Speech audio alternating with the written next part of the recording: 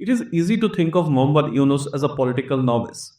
The caretaker to the interim government in Bangladesh has an impressive CV.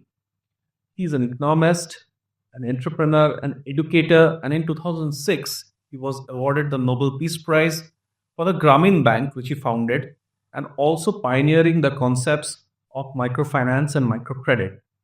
But one thing Muhammad Yunus is not is that he's not a career politician.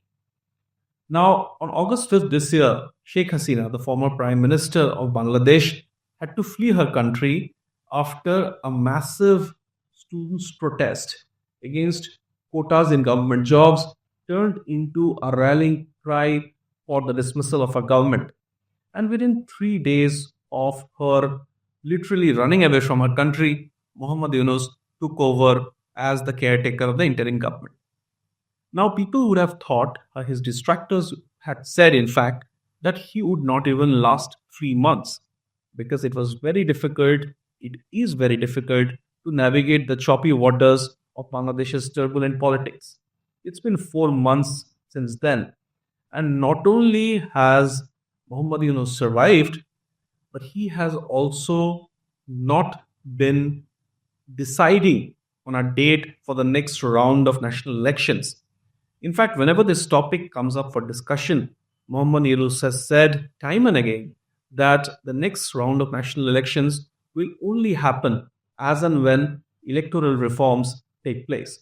Only recently he said that dismissing, all those talks of the early election next year, Muhammad Yunus's administration has said that elections probably will take place at the end of next year, 2025, or sometime in early 2026. But there's a rider still.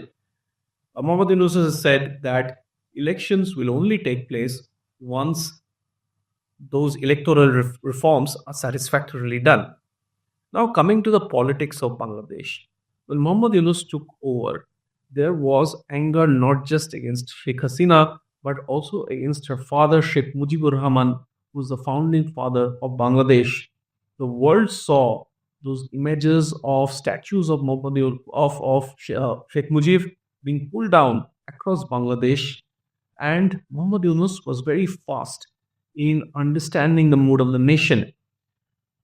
Article 4A of Bangladesh Constitution says that pictures, portraits of the father of the nation cannot has to be preserved and has to be displayed in all government offices.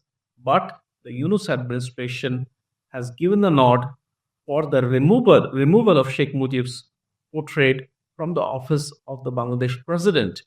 Currency notes bearing the face of the father of the nation, Sheikh Mujib, have also been changed. But it is something else that has caught the attention of Dhaka watchers, which is Muhammad Yunus's seeming acceptance of the rise of radicalism in Bangladesh. I spoke to Veena Sikri, who is a former ambassador to Bangladesh, and she told me that the events leading up to the appointment of Yunus as the caretaker of the interim government, speaks of the strong involvement of Jamaat-e-Islami Bangladesh. Shahidul Hassan Khokon, a Bangladeshi journalist, said that even though Yunus is in charge of the interim government, Jamaat-e-Islami's fingerprints are there in all the major decisions that are being taken by his administration. He said that Yunus, like a deft politician, understood early on that he can stick on to power if he does not stop the rise of radicalization in Bangladesh.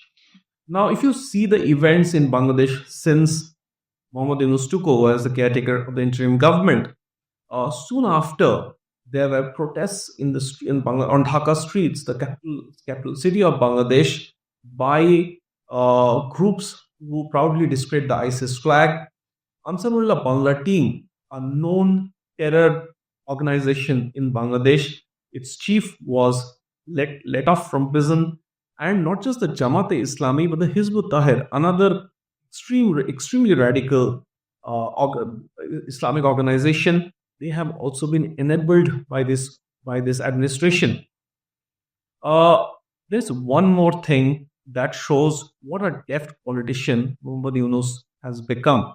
It is the issue of the attacks on Bangladesh's Hindus, which is now being discussed across the world. Now, when news of the attacks first began to come out of Bangladesh, Muhammad Yunus administration said these reports are exaggerated. In fact, the administration said that many of those attacks are attacks against the Army League leaders, workers, and supporters. And since the Hindu population in Bangladesh have traditionally voted for the Army League, uh, first Mujib and then his daughter Sheikh Hasina, that is why mistaking them, or rather looking at them as supporters of Army League mobs that are attacking them. So the attacks basically are not communal in nature, they're political. Now, when that theory did not hold, they said that, look, you cannot come out in such large numbers to protest against attacks on Hindus in Bangladesh, and that was happening. And the face of that resistance became the ex-ISKCON monk Chinmay Krishnadas Brahmachari. Chinmay Krishnadas Brahmachari was soon put behind bars. He's still in jail. And when there was an outcry, what the Yunus administration very deftly did was divide the Hindus. Now, there is a gentleman called Govinda Pramanik, a very prominent Hindu leader, who has come out and said that attacks on Hindus in Bangladesh is an India propaganda. Shahidul Hassan Khokon told me that he has been saying for long, even before Sheikh Hasina fled Bangladesh, that one of the worst enemies of Hindus in Bangladesh are Hindu leaders. And Govinda Pramanik has come up as somebody who is now dismissing those attacks, news of those attacks on Hindus as as India's propaganda. Divide and rule, that it's an old trick that politicians play, and Muhammad Yunus seems to have mastered that too.